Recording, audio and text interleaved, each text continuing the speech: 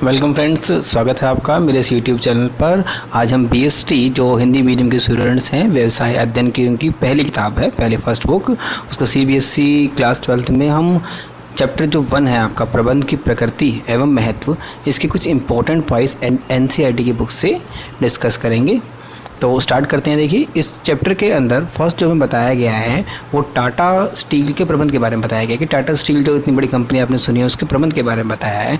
जैसे कि क्योंकि बेसिकली प्रबंध से रिलेटेड चैप्टर है तो ये बताया कि इसकी इंपॉर्टेंस क्या है, इस प्रबंध के बेस पे टाटा स्टील कंपनी ने कितना बड़ा एम्पायर खड़ा किया है। देखिए 1868 की बात है जब जमशेद जी नसूरवान जी द्वारा स्थापित टाटा समूह एक वैश्विक व्यापार समूह है जो 5 महाद्वीपों मतलब बहुत बड़े क्षेत्र में फैला है और 100 देशों में स्थापित है।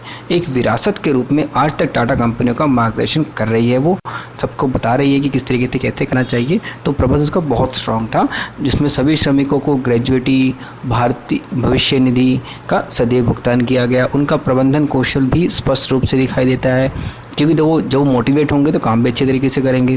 फिर इसके अलावा मैंने पॉइंट बताया कि टाटा समूह में आज 29 सार्वजनिक रूप से सूचीबद्ध टाटा उद्यम है, मतलब इसके अंदर इतने सारे शामिल हो चुके हैं, Tata steel, Tata Motors, Tata consultancy services, सब आपने सुने होंगे। समूह का संयुक्त बाजार पूंजीकरण लगभग मतलब जिसकी कैपिटल लग चुकी है वो करीब 103.51 अरब डॉलर है, ठीक है, जो कि 2016-17 के आंकड़े इनके पास हैं। टाटा की सामाजिक दायित्व की भावना भी बहुत मजबूत है, मतलब सोशल वर्क भी बहुत करती है वो। भारत में वे ओडिशा के साथ प्रगति में भागीदार है और विकास की इस यात्रा को अपने हित धारकों को आगे बढ़ाने में विश्वास करते हैं, मतलब सबको साथ लेके चलते हैं। टाटा स्टील थाईलैंड उन शुरुआती 30 कंपनियों में से एक है जो यूनिसेफ के कार्यक्रम द चिल्ड्रंस सस्टेनेबिलिटी फोरम में शामिल है, मतलब ये बाहर के देशों में काफ़ी पॉपुलर है, सोशल वर्क करते रहते हैं ताकि बच्चों के अधिकारों की रक्षा को प्रतिबद्ध किया जा सके। फिर देखिए इन्होंने इसके बारे में पॉइंट बताया है कि साथ ही वो वित्त और व्यावसायिक स्थलों के साथ छोटे एवं मध्यम व्यवसायों को नौकरी और संपत्ति निर्माण में भी सहायता करते थे। कोई भी सोशल वर्क बता रहा है वो इसका, इन सब में भी उसकी मदद करता है वो। फिर जलवायु परिवर्तन मतलब पॉल्यूशन वगैरह कंट्रोल करने में भी वो मदद करता है, को संबोधित करने में एक रचनात्मक भूमिका निभाते हैं, जैसे कार्बन पदचिह्न को कम करके और उच्च प्रदर्शन स्टील्स बनाकर, मतलब ऐसा जिसमें पोल्यूशन ना हो, जो ईंधन कुशल वाहनों और ऊर्जा कुशल इमारतों का कारण बनते हैं, इन सब में वो मदद करता है।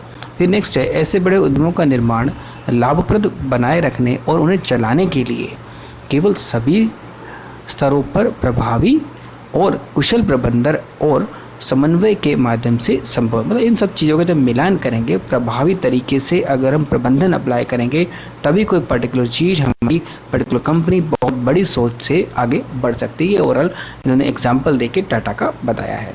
अब देखिए चैप्टर को शुरू करते हैं। उपरोक्त वस्तुस्थिति एक ऐसे सफल संगठन का उदाहरण है जो देश की शीर्षतम कंपनियों में से एक है। टाटा, हर कोई जानता है टाटा को। प्रबंध की आवश्यकता हर प्रकार के संगठनों में होती है, फिर भले ही वे कंप्यूटर के विनिर्माता हो अथवा हस्तशिल्प जो कुटीर उद्योग वगैरह होते हैं के उपभोक्ताओं की वस्तुओं में व्यापार करते हैं, या फिर केश सज्जा यानी कि हेयर डिज़ाइन वगैरह में सेवाएँ प्रदान करते हैं, वह गैर व्यावसायिक संगठन भी हो सकते हैं। अब देखो यहाँ पे इन्होंने एग्जाम्पल दिया है कि एक स्मिता राय एक 23 वर्षीय उद्यमी थी जो मोम कला में बहुत अच्छी थी, मतलब मोमबत्ती वगैरह बनाया करती थी। उन्होंने महिलाओं की परिस्थितियों को से वो काफ़ी खुश नहीं थी कि किस तरीके से उनको बहुत ज़्यादा दिक्कतें होती थी महिलाओं को, तो उन्होंने समस्याओं को हल करने के लिए कुछ योजना बनाई। वह अगस्त 2012 में अभिषेक लामा से मिली जो काफ़ी फेमस पर्सनैलिटी है। फिर उन्होंने क्या किया इसके बाद कि क्योंकि ना उद्यम में परिवर्तन किया जाए, क्यों लोग सोचते भाई क्यों ना मोमबत्ती बनाना पसंद भी है तो क्यों ना उसको एक उद्योग ही बना दिया जाए बड़ा सा। तो उन्होंने गरीब और बेरोजगार महिलाओं की सहायता भी करनी चाहिए इसके जरिए। इनके पार पाने पर उन्होंने दृढ़ निश्चय कर लिया और स्थान लिया कि ये काम मुझे करना ही है, महिलाओं का विकास करना है, एक बड़ा सा उद्योग भी बनाना है। फिर उन्होंने बताया दिवाली के दौरान वे इस अवसर के अनुकूल मोमबत्तियाँ बनाती थी, मतलब कि उन्होंने अपॉर्चुनिटी देखी कि भी दिवाली आ रही है, दिवाली के अकॉर्डिंग उन्होंने उस शेप से मार्केट की डिमांड के हिसाब से मोमबत्तियाँ बनानी शुरू करी। फिर नेक्स्ट, कोई भी संगठन हो तथा उसके कुछ भी उद्देश्य हो, कुछ भी उसका मन हो करने का, आगे गोल्स हो, उन सब में एक चीज़ समान है और वो है प्रबंध एवं प्रबंधक। प्रबंध मतलब किस तरीके से उसको बनाया जा रहा है, किया जा रहा है, और प्रबंधक जो उसको कर रहा है। ये सब बहुत इंपॉर्टेंट है। अगर इन दोनों में कमी होगी तब वो सही से बिजनेस को इस्टेब्लिश नहीं कर सकते। जैसे उन्होंने बताया कि उन्होंने जो अपनी रुचि को लेकर बहुत बड़ा उद्योग खड़ा कर दिया, तो वो सब के बारे में बात हो रही है इस पूरे चैप्टर में। संगठन भले ही बड़ा हो या छोटा, लाभ के लिए हो या अथवा गैर लाभ वाला, सेवा प्रदान करता हो या विनिर्माण करता हो, प्रबंध सभी के लिए आवश्यक है। इसकी इंपॉर्टेंस बताई गई है पूरे चैप्टर में, यही है मेन। प्रबंध इसलिए आवश्यक है कि व्यक्ति सामूहिक उद्देश्य पूर्ति में अपना श्रेष्ठतम योगदान दे सके। पूरा फुल अपना मोटिवेशन के साथ अगर काम करेगा तो सब कुछ उसको सफल जरूर मिलेगी, सफलता। अब देखो नेक्स्ट उन्होंने एक पॉइंट अच्छा बताया है कि प्रबंधक अलग अलग कार्यों पर भिन्न समय लगाते हैं। हर सब काम एक साथ नहीं करते और ना ही एक ही टाइम के अंदर कई काम करते हैं। सबके लिए अलग अलग टाइम, किसी के लिए कम टाइम कम चाहिए होता है, किसी के टाइम ज़्यादा चाहिए होता है। संगठन के उच्च स्तर पर बैठे प्रबंधक नियोजन एवं संगठन जो ऊपर टॉप लेवल का मैनेजमेंट होता है वो नियोजन करता है, प्रोसेस को कैसे करना है। संगठन पर नीचे स्तर के प्रबंधकों की तुलना में अधिक समय लगाते हैं निर्णय लेने में। नेक्स्ट बता रहा है कि उसकी डेफिनेशन, प्रबंध एक ऐसा पर्यावरण तैयार करने एवं उसे बनाए रखने की प्रक्रिया है जिसमें लोग समूह के कार्य करते हुए चुनिंदा लक्ष्यों को कुशलता से प्राप्त करते हैं। मतलब अपने लक्ष्यों को अच्छी तरीके से अपनी प्रोफेशनलिटी के थ्रू, कुशलता के थ्रू उसको प्राप्त कर लेते हैं, ये इन्होंने बताया था। नेक्स्ट देखते हैं इसकी अवधारणा क्या कहती है प्रबंध की। प्रबंध एक वह क्रिया है जो हर उस संगठन में आवश्यक है जिसमें लोग समूह के रूप में कार्य कर रहे हैं, मतलब ग्रुप में काम कर रहे हैं। संगठन के लोग अलग अलग प्रकार के कार्य करते हैं, लेकिन वह अभी समान उद्देश्य को पाने के लिए, सबका देखो गोल एक ही रहता है कि जो काम करना है उसे कार्य करते हैं। प्रबंध लोगों के प्रयत्नों एवं समान उद्देश्य को प्राप्त करने में दिशा निर्देश प्रदान करता है, मतलब उनका गाइडेंस करता है। इस प्रकार के से प्रबंध यह देखता है कि कार्य पूरे हों तथा लक्ष्य की प्राप्ति भी की जा सके। जो उन्होंने गोल्स रखे हुए हैं कंपनी के लिए, और कम से कम साधन, मतलब कम से कम उसमें इन्वेस्टमेंट लगे एवं न्यूनतम लागत अर्थात कार्य क्षमता पर हो। ठीक है, तो वो कॉस्ट भी कम करना चाहेगा। यह उद्देश्यों को प्रभावी ढंग से तथा दक्षता, मतलब कि प्रोफिशेंसी के साथ से प्राप्त करने के उद्देश्य से कार्य को पूरा कराने की एक प्रक्रिया को हम प्रबंध कहते हैं। अब देखो परिभाषा में जो उन्होंने उपयुक्त ऊपर किए थे कुछ शब्द, उनकी आगे व्याख्या की गई है। परिभाषा में प्रयुक्त प्रक्रिया से अभिप्राय है कि प्राथमिक कार्य, मतलब कि जो इनिशियल वर्क होता है, अथवा क्रियाएं जिन्हें प्रबंध कार्यों को पूरा कराने के लिए करता है, वो सब क्रियाएं इसमें शामिल होती हैं। जैसे कि ये कार्य है आपका नियोजन करना, उसका किस तरीके से रखना है, संगठन बनाना, नियुक्तिकरण करना, नए नए एम्प्लॉयज़ की भर्ती करना, ठीक है, निर्देश देना उनको एवं नियंत्रण करना, कंट्रोल करना। आगे चैप्टर में इसी पर डिस्कस किया गया है कि प्रभावी अथवा कार्य को प्रभावी ढंग से करने का वास्तव में अभिप्राय दिए गए कार्य को संपन्न करना है, कि जो आपने काम दिया है उसको कंप्लीट करना है। प्रभावी प्रबंध का संबंध सही कार्य को करने, क्रियाओं को पूरा करने एवं उद्देश्यों को प्राप्त करने से है। लेकिन मात्र कार्य को संपन्न करना ही पर्याप्त नहीं है, कि कार्य को कंप्लीट करना ही नहीं है कि कंप्लीट तो कोई भी कर देगा, कॉस्ट भी बेटर कर दी है। इसका एक और पहलू भी है और वह है कुशलतापूर्वक, मतलब अच्छे से प्रोफिशिएंट तरीके से, सही मात्रा में, सही तरीके से काम किया जाए, ये बहुत ज़रूरी है। अर्थात कार्य की कार्यकुशलता भी ज़रूरी है। कुशलता का अर्थ है कि कार्य को सही ढंग से न्यूनतम लागत में करना। देखो दो चीज़ें हैं, एक तो सही तरीके से करना और दूसरा कॉस्ट को भी कम करना।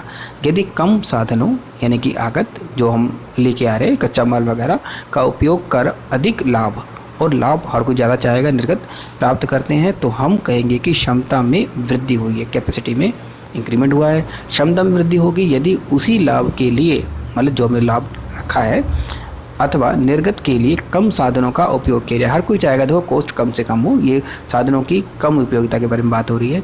एवं कम लागत व्यय की जाती है। आगत साधन वे हैं जो किसी कार्य विशेष को करने के लिए आवश्यक धन यानी कि पूंजी लगाना, माल उपकरण यानी कि इक्विपमेंट्स लेके आना, एवं मानव संसाधन यानी कि लोगों की भर्ती करना से रिलेटेड होता है। नेक्स्ट एक पॉइंट और देखते हैं कि प्रभाव पूर्णता बनाम कुशलता। प्रभाव को किस तरीके से करना है और कुशलता क्या होती है। प्रबंध के लिए प्रभावी एवं क्षमतावान दोनों का ही होना जरूरी है। बिल्कुल, प्रभाव पूर्णता एवं कौशल दोनों एक ही सिक्के के दो पहलू है, कि दोनों ही जरूरी हैं, इसके एक के बिना दूसरा काम नहीं कर सकता। इन दोनों पक्षों में समझ की आवश्यकता है, मतलब कि दोनों को बैलेंस रखना जरूरी है। उदाहरण के लिए माना एक कंपनी का लक्ष्य 8000 इकाइयों का उत्पादन करना है कि 8000 यूनिट वो बनाएगा। इस लक्ष्य को पाने के लिए अधिकांश समय बिजली ना मिलने पर प्रबंधन प्रभावप्रदता तो था, लेकिन क्षमतावान नहीं था। मतलब वो प्रभावी तो था, कर तो सकता था, लेकिन जब बिजली नहीं मिली तो 8000 यूनिट वो कैसे बनाएगा। ठीक है। कभी कभी व्यवसाय कम संसाधनों से माल के उत्पादन पर अधिक ध्यान केंद्रित करता है कि माल का उत्पादन ज़्यादा से ज़्यादा और संसाधन कम से कम लगे, अर्थात लागत तो कम कर दीजिए लेकिन निर्धारित उत्पादन कभी कम ना हो। परिणाम स्वरूप माल बाजार में नहीं पहुंच पाता, इसलिए इसकी मांग कम हो गई है। ठीक है। अगर माल बाजार में नहीं जाएगा तो माल तो उसकी मांग अपने आप कम हो जाएगी तथा इसका स्थान प्रतियोगियों ने ले लिया। मतलब कि अगर आपका देखो कंपटीटर्स बहुत होते हैं, प्रतियोगियों को मतलब कंपटीटर्स, आपका अगर सामान नहीं जा रहा तो कोई दूसरा सामान बेचने वाला उसमें आ जाएगा। मान लो सपोज आज के टाइम में कोका कोला कंपनी ने कोका कोला निकालना बंद कर दिया, किसी वजह से वो कम मार तो कोई और दूसरी कंपनी पेप्सी वाला उसकी जगह ले लेगा, उसकी बात हो रही है। यह कार्यकुशलता लेकिन प्रभावतापूर्ण की कमी की स्थिति है, क्योंकि माल बाजार में नहीं पहुंच पाया है। ये उसकी जब दिक्कत थी उसमें वो कुछ नहीं कर सकता, बिजली नहीं है तो ये दिक्कत वहाँ पे आ रही है। इसलिए न्यूनतम लागत पर कुशलतापूर्वक प्रबंधक के लिए लक्ष्यों को प्राप्त करना प्रभावतापूर्ण उत्पादकता अधिक महत्वपूर्ण है। ठीक है, कि मतलब सही तरीके से वो कर पाए। अगर कोई बिजली नहीं आ रही तो उसमें वो कुछ नहीं कर सकता, मतलब इस टाइप की कोई दिक्कत आ रही है तो उसमें उसका कुछ रोल नहीं हो सकता। बगैर प्रभावतापूर्णता से उच्च कार्य कुशलता पर अनावश्यक रूप से जोर देना भी अवांछनीय है। भाई जब बिजली नहीं आ रही, वो चीज़ इक्विपमेंट उसे मिल ही नहीं रही काम करने के लिए, तो उस पर प्रबंधक के ऊपर जोर देंगे काम करवाने के लिए, तो वो गलत है, अवांछनीय, उससे कुछ मिलने नहीं वाला। ठीक है। तो नेक्स्ट इसकी विशेषताएं हम अगले वीडियो में डिस्कस करेंगे। फ्रेंड्स, अगर आपको वीडियो पसंद आता है तो लाइक ज़रूर कीजिए, चैनल को सब्सक्राइब कीजिए, ज़्यादा से ज़्यादा कमेंट्स कीजिए। अगर आपको कोई डाउट है तो आप व्हाट्सएप पे भी मेरे कमेंट कर सकते हैं। तो thank you friends, next video के साथ जल्द ही मिलते हैं।